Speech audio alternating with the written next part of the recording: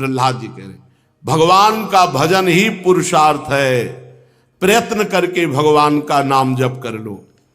ये जीव जो जो कर्म करता है वो कर्म तत्काल अंतर ध्यान हो जाता है और उसके सर पर सवार हो जाता है, और जब उसका समय आएगा तो वो अपना खेल रच देगा।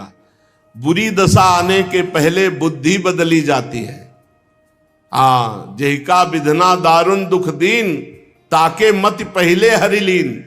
वो कर्म उसी बुद्धि में सवार होकर आप ना आवई ताहि पर ताहि तहां ले जाए, वहीं ले जाएगा जहां तुम्हें दंड भोगना है। इसलिए कर्म तुम पर हावी होकर नष्ट कर दे उसके पहले ऐसा महान कर्म कर लो भगवान का भजन कि ये सब कर्म भस्म हो जाए जो तुम्हें दंड देने वाले हैं। भगवान को प्रसन्न करने के लिए कोई उच्च कुल का जाति का होना या बहुत पढ़ा लिखा विद्वान होना या बहुत गुणवान होना या बहुत धनवान होना, ये सब ये जरूरत नहीं है। प्रहलाद जी कह रहे हैं देवो शुरो मनुष्यो वा यक्षो गंधर्व एवच, भजन मुकुंद चरणम स्वस्तिमान स्याद् यथा वयम, नालम द्विजत्वम देवत्व मृषित्वम वा सुरात्मजा, प्रीणनाय मुकुंदस्य न वृत्तम न बहुज्ञता, न दानम न तपो नेद्या, न शौचम न व्रतानि च, प्रीयते अमलया भक्त्या हरिरन्यद विडंबनम। भगवान को प्रसन्न करने के लिए, भगवान का भजन करने के लिए ये जरूरी नहीं कि भाई ऊंची जाति में उनका जन्म हुआ तो भगवान को प्राप्त कर लेंगे, नहीं।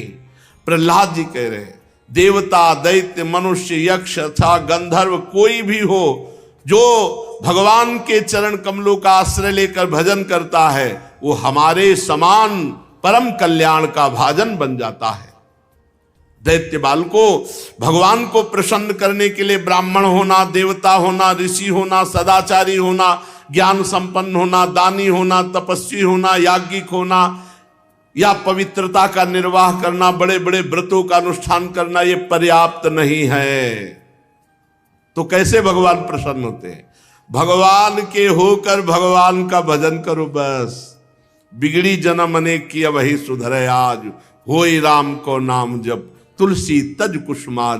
गंदे आचरणों का त्याग करके नाम जप करते हुए भगवान के आश्रित हो गया, ये इसी से भगवान प्रसन्न हो जाते हैं। भगवान की भक्ति के प्रभाव से चाहे वो दैत्य हो, यक्ष हो, राक्षस हो, स्त्रियां हो, शूद्र हो, गोपाल हो, अहीर हो, पक्षी हो, मृग हो, पशु कोई भी हो, सबको भगवत प्राप्ति हो सकती है यदि सत्संग मिल जाए, भजन बन जाए। प्रहलाद जी के वचन सुनकर दैत्य बालकों ने उसी समय, सब निर्दोष बुद्धि के थे, बच्चे ही थे, सबने बात पकड़ ली और जो गुरु संडामर्क जी शिक्षा देते थे वो सब दूषित शिक्षा त्याग दी और सब शुरू कर दिए नाम कीर्तन। पूरे विद्यालय में, गुरुकुल में नाम कीर्तन गूंजने लगा प्रहलाद जी के उपदेश से।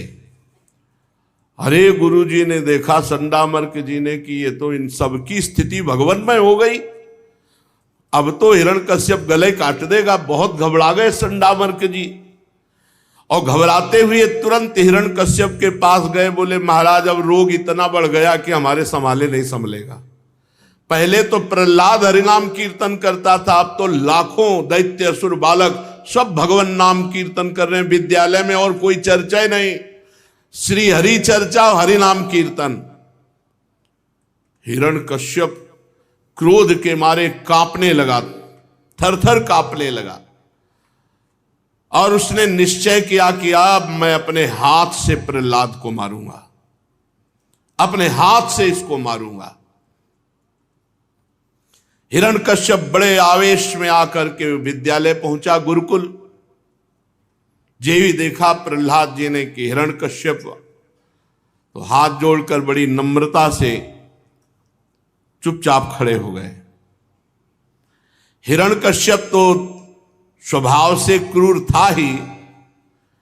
जब ये देखा लाखों बच्चों को हरिनाम कीर्तन में लगा दिया, तो जैसे कोबरा के शरीर में पैर लग जाए फिर वो असहनीय हो जाता है, लात पड़ जाए तो असहनीय हो जाता है, वो फिर काट ही लेगा। ऐसे ही हिरण्यकश्यप पैर की चोट खाए हुए सांप की तरह फुफकारने लगा। पाप भरी टेढ़ी नजर से कठोर वाणी से डांटते हुए कहा, हे दुर्विनीत मंदात्मन कुल भेदक राधम, ए अधम, ए दुर्विनीत, ए मूढ़ बुद्धि, तू हमारे दैत्य कुल के बालकों को भी फोड़ लिया। ढिठाई की हद हो गई, आज्ञा के उल्लंघन की हद हो गई। आज मैं तुम्हें स्वयं यमराज के घर भेजता हूं, देखता हूं कौन बचाता है। अरे मैं तनिक सा क्रोध कर दूं तो देवराज इंद्र सहित लोकपाल थर्राते हैं और हमारे सामने घुटने टेक देते हैं। और ये देखो मेरा बालक है 5 वर्ष का, फिर भी निडर मेरे से आंख मिला रहा है, भयभीत नहीं हो रहा। प्रहलाद जी ने पिताश्री नहीं कहा, प्रहलाद जी ने कहा, दैत्यराज, ब्रह्मा से लेकर तिनके तक छोटे बड़े चर जीवों को जिसने अपने अधीन कर लिया है,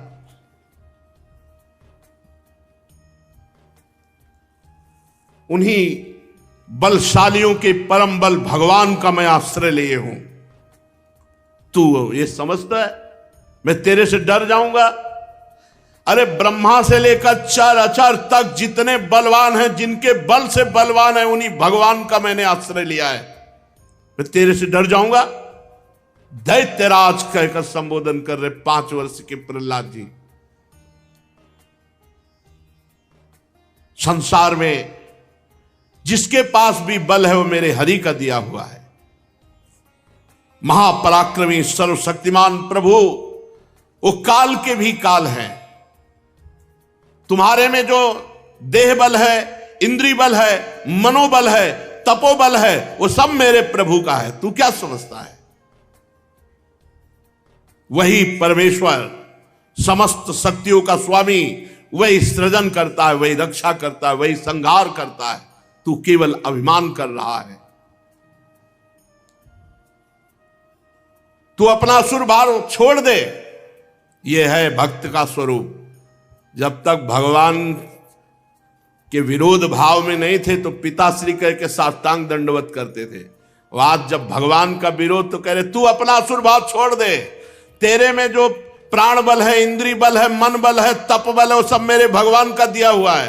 तेरे से डरूंगा? ब्रह्मा से लेकर तिनके तक जो चराचर जगत को बल देता है वही मेरा स्वामी है। ये गर्व होना चाहिए, भक्त को ये ठसक होनी चाहिए। तू अपना ये अभिमान छोड़ दे, आसुर भाव छोड़ दे कि तू कुछ बिगाड़ सकता है किसी का। मैं अब भी प्रार्थना करता हूं कि अपने मन को सबके प्रति समान भाव में बदलिए। कुमार्गामी मन के सिवा तुम्हारा और कोई दुश्मन नहीं है। दैत्यराज, सब में भगवान विराजमान है, ऐसी भावना कीजिए तो बच सकता है। तू अपने को बड़ा बलवान मान रहा है, लेकिन तेरे को ये 6 इंद्रिय शत्रु लूट रहे हैं, काम, क्रोध, लोभ, मोह, मद, मत्सर। तू देख पा रहा है?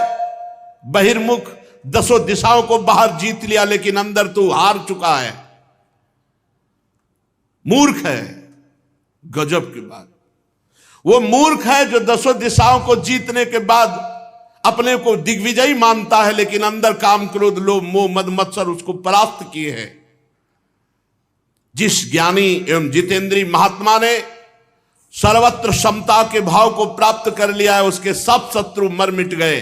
काम, क्रोध, लोभ, मोह, मद, मत्सर, फिर बाहर तो शत्रु रह कैसे सकता है? हिरण्यकश्यप ने कहा, अरे मंद बुद्धि, तू मेरे को प्रवचन सुना रहा है, मेरे को उपदेश कर रहा है। अब उसकी दृष्टि में तो बालक ही ना प्रहलाद जी। हद हो गई, तेरे बहकने की हद हो गई। अब स्पष्ट हो चुका है, कोई दोष ना दे, मैं अपने हाथ से इसको मार रहा हूं। जब किसी की मृत्यु का समय होता है तो बेसिर पैर की ऐसी बातें बका करता है। अब आगे तूने मेरे सिवा और किसी को जगत का मालिक बताया है, तो बता तेरा जगदीश्वर कहां है। कहता सर्वत्र है। बांध दो इसको इस खंभे में। बांध दिए गए प्रहलाद जी। प्रहलाद जी को किंचन मात्र भय नहीं है। जैसे गीदड़ों के बीच में सिंह हो तो कैसा, वो कहीं दबने वाला थोड़ी खिलवाल भय करे। प्रहलाद जी को कोई भय नहीं, क्योंकि पता है कि मेरे प्रभु सब बलों के बल है। खंबे में बांध। तो तेरा जगदीश्वर कहां है? क्या कहा? इस खंबे में भी है। तुझे इस खंबे में तेरा जगदीश्वर दिखाई दे रहा है? अरे झूठा, तू डींग हाँक रहा है। अभी अभी तेरा सिर धड़ से अलग करता हूं, देखता हूं तेरा वो सर्वस्व हरि जिस पर तुझे इतना भरोसा है, तेरी कैसे रक्षा करता है।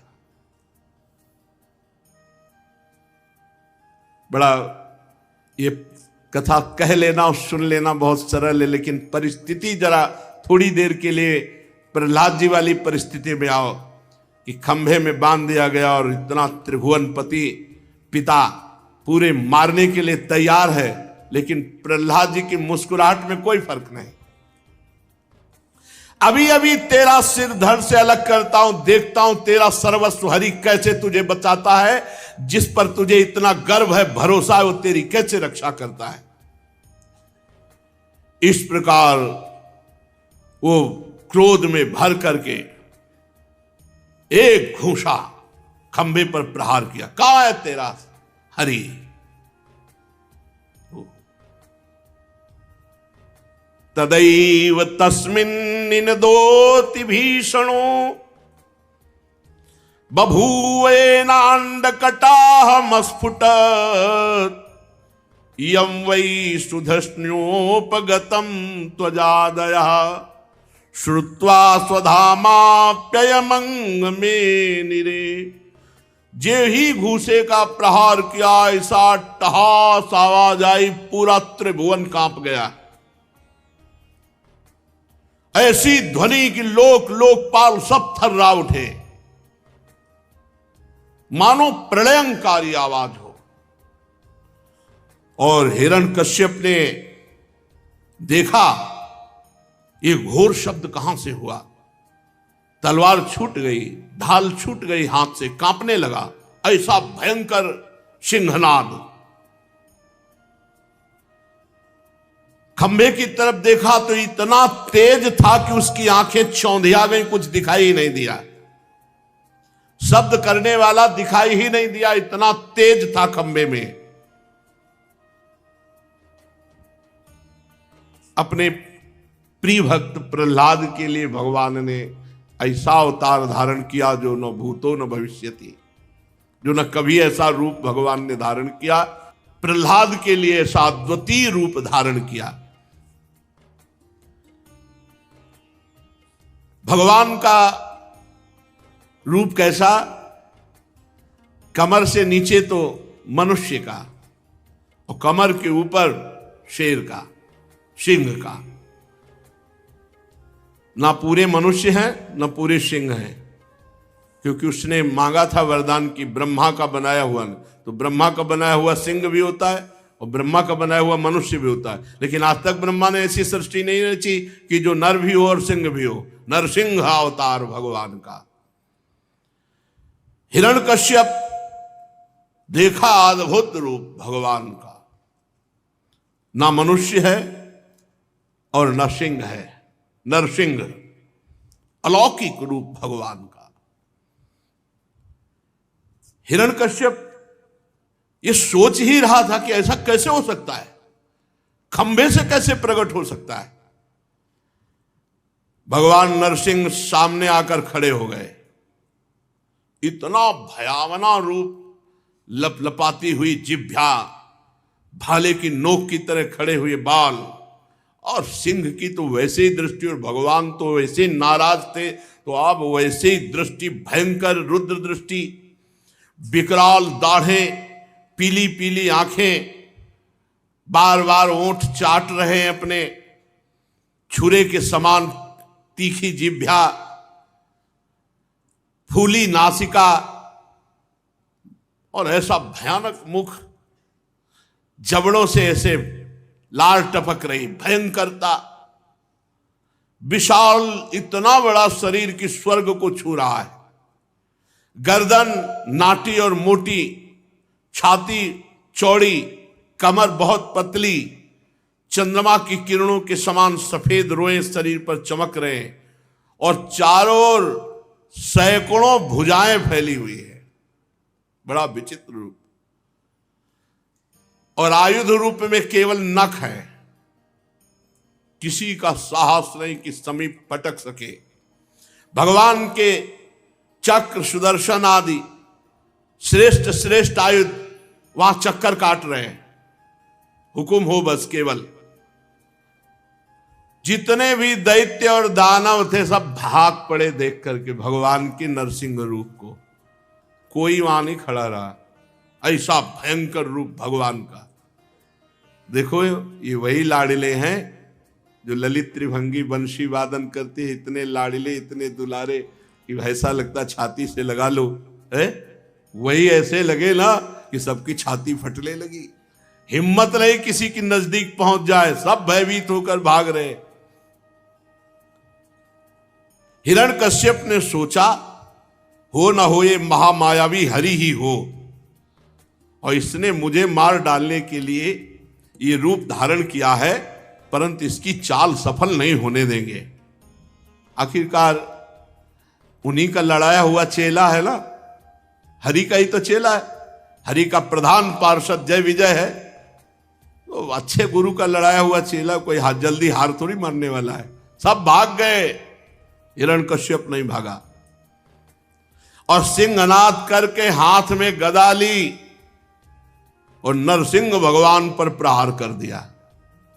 कच्चे गुरु का चेला थोड़ी है, सच्चे गुरु का चेला है, हरि का चेला है। नहीं, इस समय कोई टिका नहीं, केवल देख के सब भाग गए। और ये बहादुर हाथ में गदा लेकर भगवान नरसिंह जी के ऊपर प्रहार किया, परंतु जैसे पतिंगा आग में गिरकर अदृश्य हो जाता है, ऐसे ही भगवान नरसिंह के तेज में वो लापता हो गया। सर्वशक्तिमान भगवान प्रलयंकारी भय प्रकट करते हुए अट्टहास कर रहे हैं। जो नरसिंह भगवान पर गदा मारी तो जैसे छोटे सांप के बच्चे को गरुड़ जी अपने पंजे से ही पकड़ लेते हैं, ऐसे भगवान ने गदा सहित हिरण्यकश्यप को पकड़ लिया।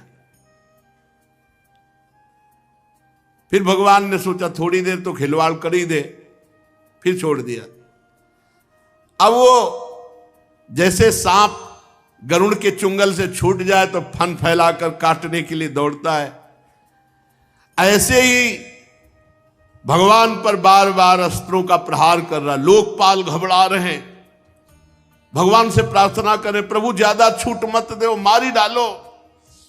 भगवान धैर्य रखो, थोड़ी देर तो खेल होने दो। और लोकपाल घबरा रहे कि ऐसा कहीं ना हो जाए, क्योंकि बहुत दिग्विजयी योद्धा हिरण्यकश्यप, वो सब डर रहे हैं। तलवार ढाल लेकर के भगवान से बाज की तरह, जैसे बाज पक्षियों पर टूट पड़ता है, ऐसे वो बार बार भगवान के ऊपर वार कर रहा है हिरण्यकश्यप। भगवान पैतरा बदल बदल करके उसके वार को व्यर्थ कर देते हैं। हिरण्यकश्यप ने दहाड़ लगाई, भगवान ऊंचे स्वर से प्रचंड भयंकर अट्टहास किया। उसकी आवाज को दबा करके हिरण्यकश्यप की आंखें बंद हो गईं जिस समय भगवान ने दहाड़ लगाई। जैसे सांप चूहे को पकड़ ले, ऐसे भगवान ने हिरण्यकश्यप को पंजे में पकड़ लिया। बहुत छटपटा रहा है, लेकिन एक हाथ के पंजे से हिरण्यकश्यप नहीं निकल पा रहा।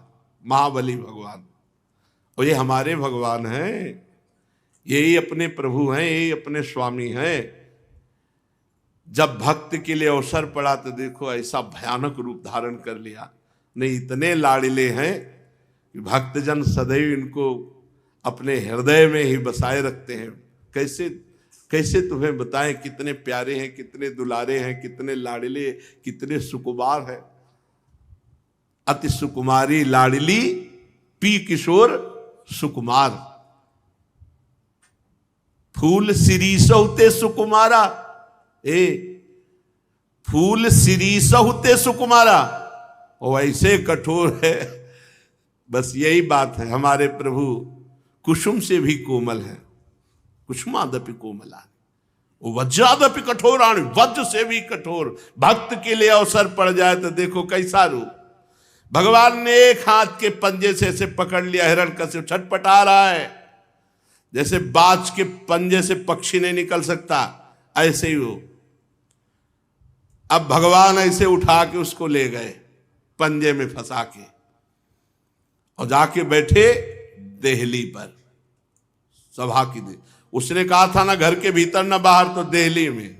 समय संध्या का, न दिन न रात।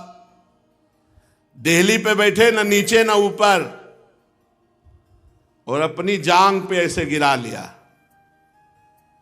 और प्रहलाद जी की तरफ बड़े प्यार से देख करके अपने नाखूनों को ऐसे, और दिखा रहे हैं कि देख, ये न जीव है न निर्जीव है, और मैं ब्रह्मा का बनाया हुआ नहीं हूं।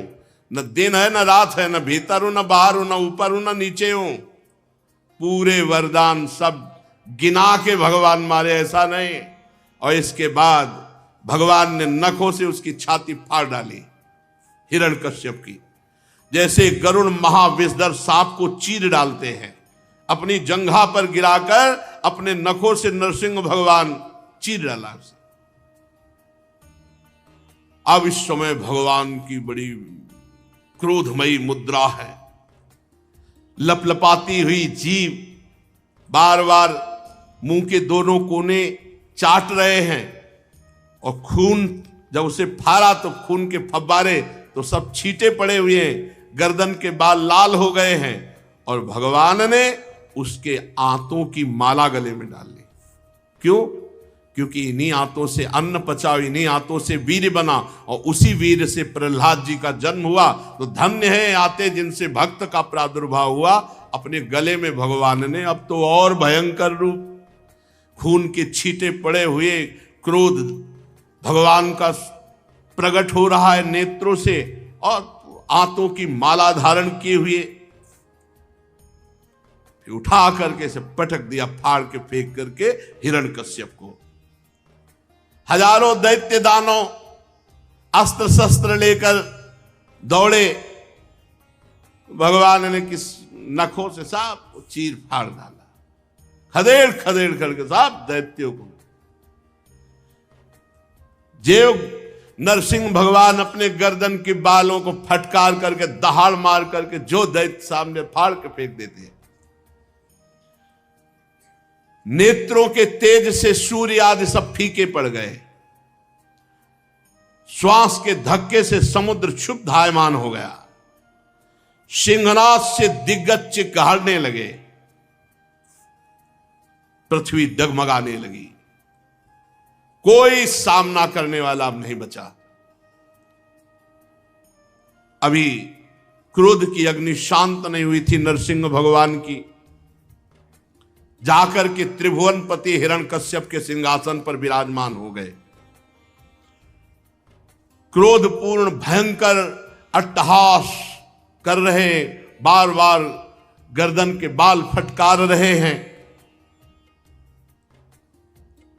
सब देवी देवता सब थर्रा रहे, कैसे भगवान का क्रोध शांत हो। सबने भगवान के ऊपर पुष्पों की वर्षा की। अब तो ढोल नगारे बजने लगे, अप्सराएं नृत्य करने लगी। ब्रह्मा, भगवान शंकर, देवराज इंद्र, ऋषि, देवता, पितर, सिद्ध, विद्याधर, महानाग, मनु, प्रजापति, गंधर्व, अप्सराएं, चारण, यक्ष, किमपुरुष, बेताल, सिद्ध, किन्नर, सुनंद, कुमुद आदि भगवत पार्षद सब आ गए। भगवान हिरण्यकश्यप के त्रिभुवनपति सिंहासन पर विराजमान है। भगवान ब्रह्मा जी दूर से, इतना भयंकर रूप है, दूर से हाथ जोड़ करके, प्रभु आप अनंत हैं, आपकी शक्ति का कोई पार नहीं पा सकता। आपका पराक्रम विचित्र है, आपका कर्म परम पवित्र है।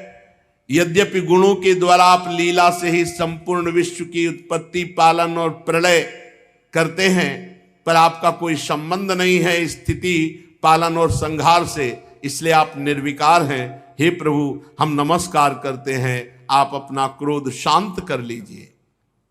देवाधिदेव महादेव जी ने कहा, प्रभु प्रभु अब क्रोध मत कीजिए, नहीं कल्प का अंत हो जाएगा, सृष्टि का विनाश हो जाएगा। जिसके कारण क्रोध किया था वो तुच्छ दैत्य तो मारा जा चुका है।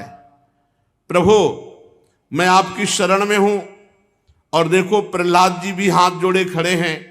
आप इस भक्त को निर्भय कीजिए और अपने क्रोध का शमन कीजिए। देवराज इंद्र ने कहा, हे पुरुषोत्तम, आपने हमारी रक्षा की। हमारे यज्ञ भाग सब ये हिरण्यकश्यप खा जाता था, आज आपने उसका पेट फाड़ करके मानो हमें सब वापस कर दिया। ये तो अपने स्वार्थ की बात कर रहे हैं। इनको और कुछ नहीं, हमारे यज्ञ भाग वापस कर दिए, बड़ी कृपा। हमारा महल मिल जाएगा, हमारी भोग सामग्री। प्रभु मैं इसके आतंक से बहुत भयभीत हो गया था, भले मार डाला। आपका बहुत कृपा प्रसाद है, पर प्रभु आप क्रोध शांत कीजिए। प्रभु वैसे तो हम सब देवता भोगी ही हैं, पर कृपा हो जाए तो आपकी सेवा मिल जाए। प्रभु ऐसी कृपा कीजिए और क्रोध शांत कीजिए।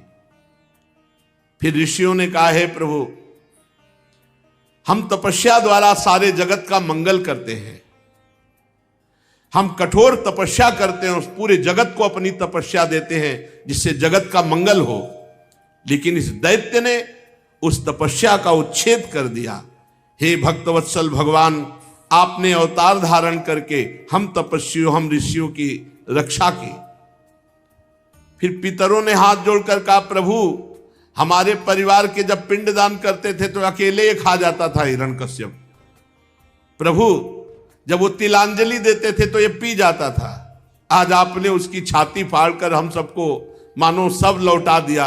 हे प्रभु हम सब पितरों के आप ही रक्षक हैं। हे नृसिंहदेव आपको नमस्कार है, आप अपने क्रोध को शांत कीजिए।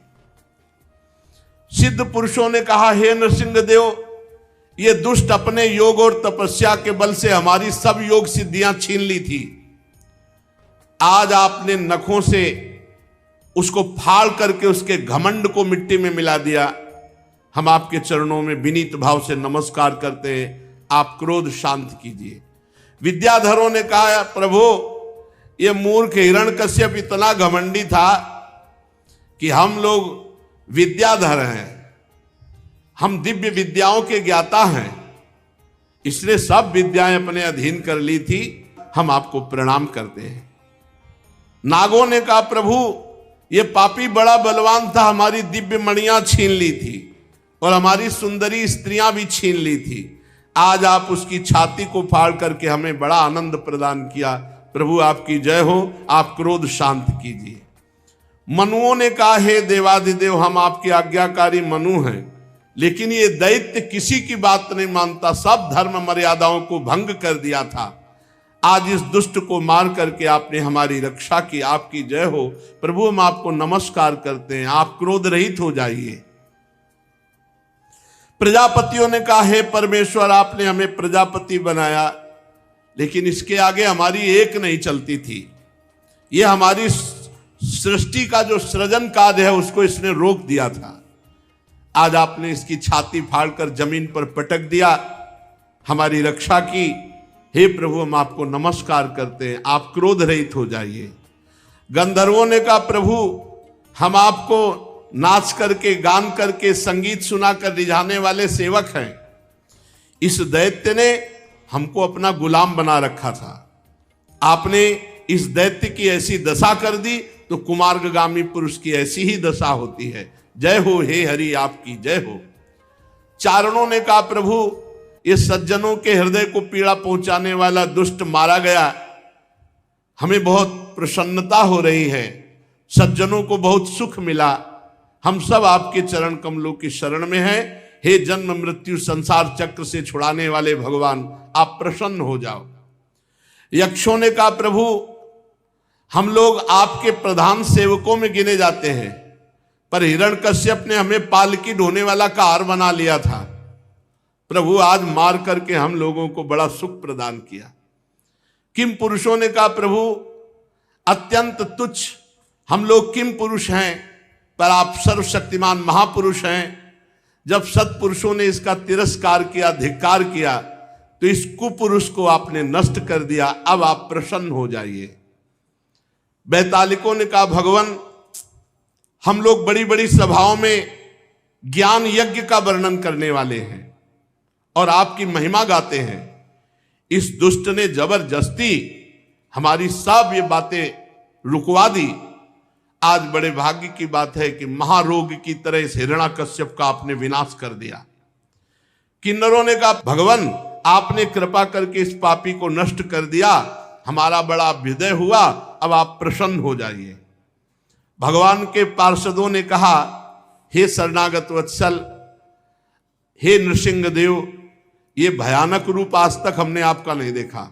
भगवान के पार्षदों ने कहा, हम तो आपके आज्ञाकारी सेवक हैं, पर प्रभु जिसके प्रति आपने क्रोध किया वो भी आपका पार्षद ही है, आपका सेवक ही है। सनकादि के शाप से वो आपका विरोध कर रहा था, इसलिए प्रभु अब तो आप प्रसन्न हो जाइए। जब ब्रह्मा शंकर सबने प्रार्थना की पर भगवान का क्रोध शांत नहीं हुआ, वैसे ही भगवान हुंकार कर रहे। तब ब्रह्मादि ने विचार किया कि लक्ष्मी जी को भेजा जाए। लक्ष्मी जी प्रार्थना, लक्ष्मी जी से कहा कि आपके तो प्रीतम है, आप प्रार्थना कीजिए। लक्ष्मी जी ने जे ही दूर से भगवान को रूप देखा, हम इस रूप में पास नहीं जाएंगे। भयवश हमने तो अदृष्टा सुत पूर्वत्वात् सा नोपे आय संकिता, न मैंने सुना न मैंने ऐसे देखा अपने प्रीतम का रूप, हम ऐसे समय में पास नहीं जाएंगे। लक्ष्मी जी ने कहा। तो प्रहलाद जी पास में खड़े हुए थे। ब्रह्मा जी नजदीक गए और कहा, बेटा यदि तुम भगवान के पास जाओ और उनके चरण पकड़ो तो जरूर शांत हो जाएंगे, क्योंकि तुम्हारे लिए ही क्रोध धारण किया। ब्रह्मा जी के ऐसा कहने पर लक्ष्मी जी तो पास भी नहीं गई और प्रहलाद जी दौड़ पड़े। जैसे अपने माता पिता से मिलने के लिए पुत्र दौड़ पड़े ना, तो प्रहलाद जी को कोई भय नहीं है नरसिंह भगवान से।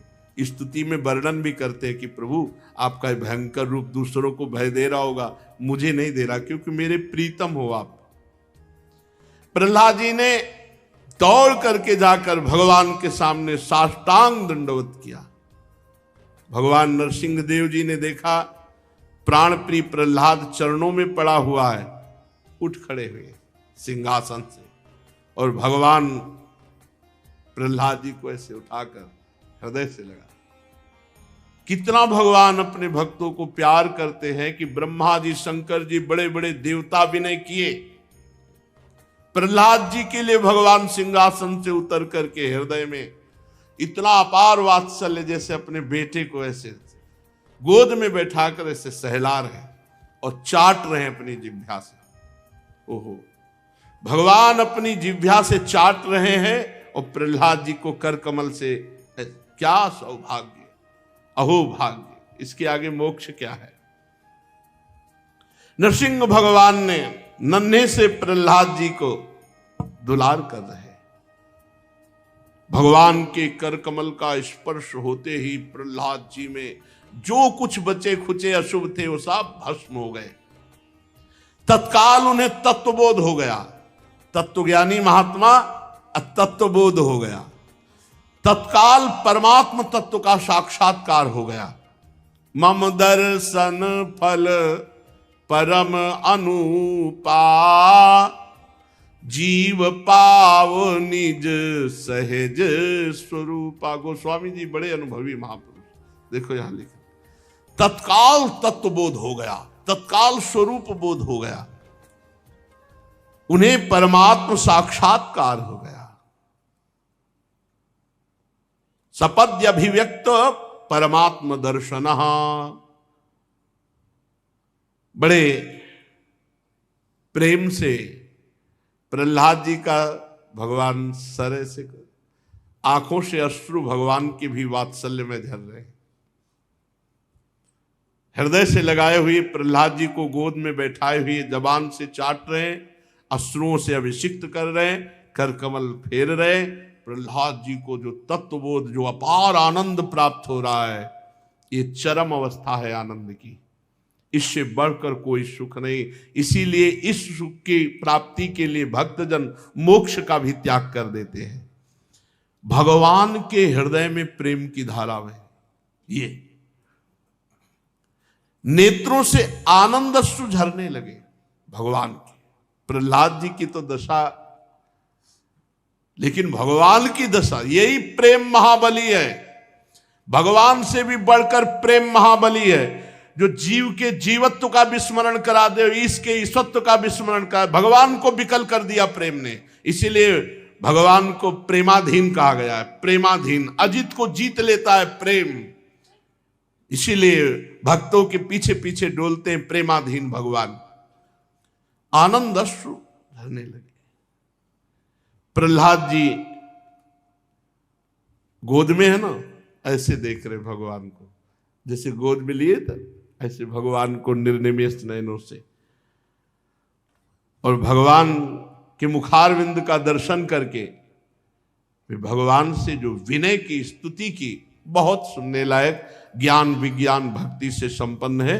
खूब आनंद पूर्वक इसका स्वाद लेंगे। आगे शेष समय में वो भगवान कराएंगे तो आगे शेष समय में चर्चा होगी। श्री राधा वल्लभ लाल की।